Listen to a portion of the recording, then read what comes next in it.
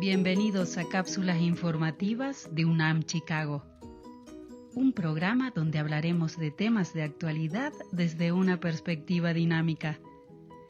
En este espacio, el equipo de UNAM Chicago aborda diferentes aspectos pertinentes a la educación, la difusión de la cultura, la vida cotidiana y su relación con los programas que diseñamos para ti. Una colaboración más de UNAM Chicago y Spanish Public Radio. Amigos, ¿qué tal? Un placer saludarlos nuevamente en estas cápsulas informativas de UNAM Chicago. Soy Salvador España de Spanish Public Radio y le doy la más cordial de la bienvenida a este espacio a Alberto Fonserrada. Él es encargado de difusión cultural y enlace interinstitucional de UNAM Chicago. ¿Qué tal, Alberto? ¿Cómo estás? ¿Qué tal? ¿Cómo estás, Salvador? Pues encantado de estar aquí, siempre muy agradecidos con el espacio que nos brinda Spanish Public Radio. Oye, pues siempre que vienes por acá a este programa nos traes cosas interesantes y este día pues no es la excepción. Vas a hablarnos de un tema que tiene que ver con el que nuestra ciudad, la ciudad de Chicago, esté en un hermanamiento con la Ciudad de México. Cuéntanos un poco más. Sé que ya, por cierto, está llegando o ya estamos en el 30º año de este hermanamiento entre estas dos ciudades. Así es, Salvador. Fíjate que sí, estamos de plácemes este año y sobre todo quienes somos chilangos y quienes como tú pues ya llevan tiempo viviendo aquí en la ciudad de Chicago. El próximo mes de octubre se celebran precisamente los 30 años de hermanamientos de ambas ciudades que bueno, pues tienen un carácter global importantísimo. Y me gustaría platicarte un poquito los antecedentes. En octubre del 1991 fue precisamente que el entonces alcalde Richard M. Daley y el regente de la Ciudad de México, el licenciado Manuel Camacho Solís, firmaron este acuerdo de hermanamiento hace ya 30 años. ¿Cuál sería el precedente para que se hiciera esto, Alberto? O sea, ¿por qué se tomó la decisión de hacer este hermanamiento entre ambas ciudades? Te voy a platicar un poquito. Fíjate que hay una tradición a partir de los años 60 que se registran de forma oficial los primeros acuerdos de hermanamiento entre ciudades mexicanas y estadounidenses. Esto siguiendo un patrón predominante de la época que los caracterizaba como un mecanismo de asistencia hacia países menos desarrollados, con resultados poco significativos para el desarrollo. En ese entonces lo que se privilegiaba mucho era la donación de ambulancias, de carros de bomberos. Era un enfoque muchísimo más asistencialista, la verdad.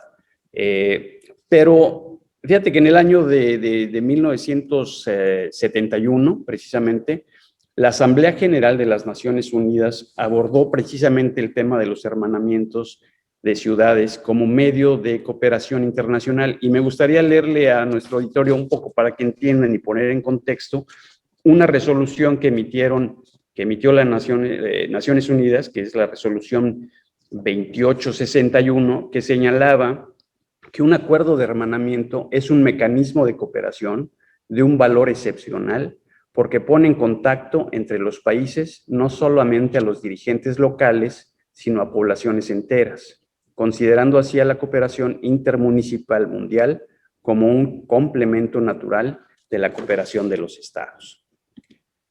Como te digo, bueno, pues se privilegiaron en ese entonces en ciudades hermanas un enfoque asistencialista. Esto, posteriormente, la Secretaría de Relaciones Exteriores decidió pues que tenía que darle un enfoque distinto y decide elaborar el modelo denominado de acuerdo de hermanamiento de amplio alcance. ¿Y qué codificaba este acuerdo con respecto al anterior?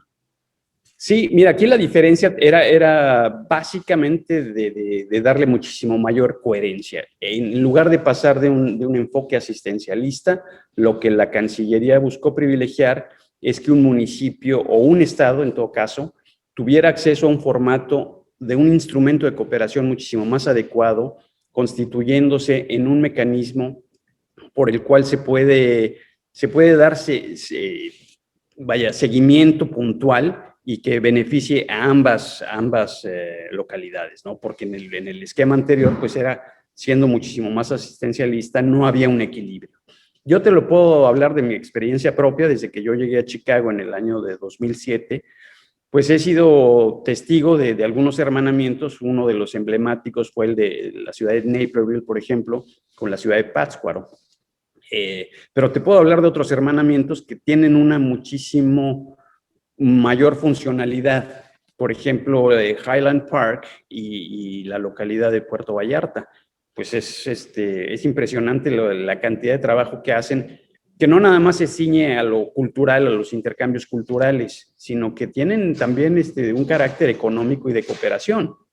En este caso también entra el aspecto comercial, que le pudiera dar, digamos, la oportunidad de algún pequeño comerciante, de algún emprendedor en ambas ciudades hacer como algún tipo de intercambio o de crecer o permitirles alguna expansión. Sin duda, sin duda. Ahí precisamente, ahí ayuda mucho la Dirección General de Coordinación Política de la Cancillería para definir y poder apoyar a las distintas localidades en ver cuáles son sus fortalezas. Ahora, por el lado de Chicago, por el lado institucional de Chicago, existe lo que le llaman Sister Cities International, que depende del World Business Chicago y que es la agencia de desarrollo pública y privada que se dedica a promover el crecimiento económico, la creación de empleos y el apoyo a empresas, siempre buscando darle a Chicago una dimensión internacional, una dimensión global. Que, por cierto, quien encabeza Sister Cities International es un mexicano destacado que es José Luis Prado. Desafortunadamente, y esto es lamentable que reconocerlo, no se ha aprovechado esta relación de hermanamiento entre la Ciudad de México y Chicago con el potencial que podría tener. La verdad es que han sido intercambios muy simbólicos. ¿Qué estaría faltando para que se aproveche a cabalidad este tipo de acuerdos, Alberto? Pues mira, te digo que han sido simbólicos precisamente porque, no sé si recuerdas, pero por ejemplo en el 2010, que fue la conmemoración del año de México en Chicago, donde estábamos aquí celebrando el bicentenario de nuestra independencia, pues el actual canciller Marcelo Ebrard precisamente vino en ese entonces en su carácter de jefe de gobierno de la Ciudad de México para renovar el hermanamiento. En el 2016, el concilio de la Ciudad de Chicago pasó una resolución para conmemorar los 25 años de hermanamiento entre ambas ciudades. Pero como tú dices, yo creo que le falta más sustancia. Aquí me gustaría remitir a algunos a nuestro auditorio, uno de los programas que tuvimos, por ejemplo, de Café Expreso, que fue muy exitoso, en donde tuvimos más de 6,700 visitas y que fue precisamente el que dedicamos a la sustentabilidad y que hablamos de la relación y las coincidencias que hay entre la Ciudad de México y la Ciudad de Chicago. Por ejemplo, no sé si ubicas este tema de las azoteas verdes, del cual hablamos en aquel programa. Las azoteas verdes en los edificios, pues es un tema en donde Chicago pues ha tenido una tecnología de punta, ¿no? Para ahorrar energía. Y sí siento que también, por otro lado, hay muchas buenas prácticas que la Ciudad de México puede transmitir a la Ciudad de Chicago. Por ejemplo, las ciclopistas. Estas ambas siendo ciudades que están buscando privilegiar, por ejemplo, el transporte de la bicicleta. Pues en México, la Ciudad de México, pues ha avanzado muchísimo, ¿no? La Secretaría ahí de Movilidad, tienen grandes cosas que pueden enseñarle a esta ciudad, ¿no?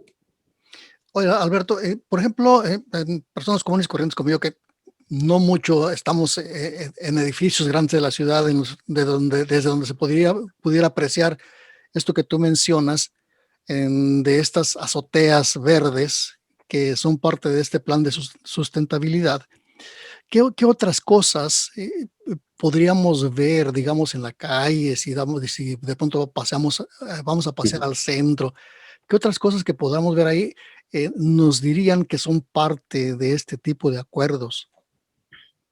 Bueno, mira, tan solo la demografía, y no nada más aquí no se circunscribe tampoco a la propia Ciudad de México, pero si tú te pones a ver la demografía del área metropolitana de Chicago, estamos hablando de más de 8 millones, tan solo el 37% es de origen mexicano. Entonces, pues tú te vas a distintas zonas y por todas partes ves pues mercancías, restaurantes, servicios, carnitas, por todas partes estamos ahora sí que distribuidos, ¿no? Pero regresando un poco al tema de las ciudades globales, sí me gustaría comentarte, aquí hay un centro de pensamiento de gran prestigio que es el Chicago Council on Global Affairs, que el año pasado, si no me equivoco, en el mes de septiembre, sacó un estudio interesantísimo en donde habla sobre la conducción de la diplomacia por parte de la ciudad. Sí, este es un tema curioso porque la gente por lo general piensa en la diplomacia y piensa que la diplomacia se circunscribe a las naciones. Pues ya no es el caso, ¿no? Ya ahora vemos que ante la ausencia, sobre todo, de gobiernos, políticas públicas coherentes, de gobiernos nacionales, pues las ciudades toman su lugar, ¿no? Y clarísimo es el ejemplo, por ejemplo, durante la administración de Donald Trump, en donde vimos un fracaso total en la estrategia, una, por ejemplo, con el cambio climático, su salida del Acuerdo de París, y dos, su estrategia de combate a la pandemia, en donde vimos que pues fue puramente retórica, no hubo una estrategia y por fortuna estas ambas medidas se están revirtiendo, ¿no? Bueno, ya con la administración Biden se regresa al Acuerdo de París de combate al cambio climático y vemos una estrategia mucho más coherente y Chicago no es la excepción. Vemos ahorita en las calles cómo está el ritmo de vacunación es impresionante. Entonces, Estados Unidos vuelve a ser punta de lanza, pero las ciudades están jugando un papel muy importante. Entonces, es una pena pues que no haya más cooperación. Hay un foro muy importante que no sé si has escuchado, pero es el foro Pritzker de ciudades globales, que desde 2015, precisamente el Chicago Council, junto con el diario británico The Financial Times, organizan en donde congregan a alcaldes, a líderes de opinión, a integrantes de la sociedad civil para compartir buenas prácticas. Entonces es un foro de gran prestigio y en el cual me consta que México tenía una participación. Desafortunadamente no ha estado presente en los últimos años, no sé por qué, no sé si son por razones políticas, pero sí sé pues que aquí han levantado la ceja, ¿no? De decir por qué extrañados, de por qué no hay una presencia importante a pesar de que se les ha invitado, ¿no? Bueno, pues ojalá que este tipo de hermanamientos a los que tú nos has hecho alusión el día de hoy en este programa, pues sigan funcionando o que se aprovechen al máximo y cumplan la función que realmente, para la cual realmente se pensó, ¿no? Y también, no sé si ya en las próximas semanas o meses empiecen por aquí los gobiernos a decirnos si tienen planeado realizar algún tipo de eventos para conmemorar precisamente estos 30 años de hermanamiento entre Chicago y la Ciudad de México. Es totalmente correcto. Fíjate que yo he estado en conversaciones con World Business Chicago, me han dicho que sí tienen preparadas algunas conmemoraciones. Sé que el Consulado General también está pensando en algunas cuestiones. Seguramente va a haber un calendario de actividades en el cual seguramente la UNAM vamos a estarnos sumando y festejando los 30 años de este hermanamiento. Y por supuesto, esperamos que también ya para de aquí entonces ya tengamos un avance mucho más pronunciado con respecto a la pandemia para que, pues, si se llevan a cabo estos tipos de eventos, pues se puedan hacer de una forma más amplia y que más personas podamos asistir a ellos, ¿no? Así es, coincido plenamente contigo.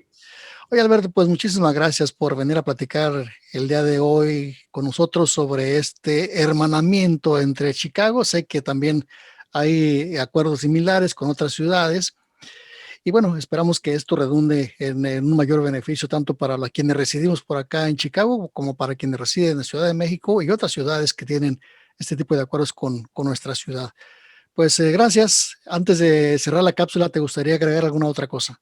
Pues únicamente agradecerte nuevamente el espacio, Salvador, a Spanish Public Radio, en nombre de la UNAM Chicago. Encantado siempre de estar y llevándoles novedades a nuestro auditorio. Muchísimas gracias, Salvador. Y por supuesto también muchísimas gracias tanto al presidente de Spanish Public Radio, Roberto Ramírez, como al director de UNAM Chicago, el doctor Javier Laguna, por pues permitirnos estas pláticas así entre tú y yo y entre el público de Spanish Public Radio y ahora también de UNAM Chicago de estas cápsulas informativas.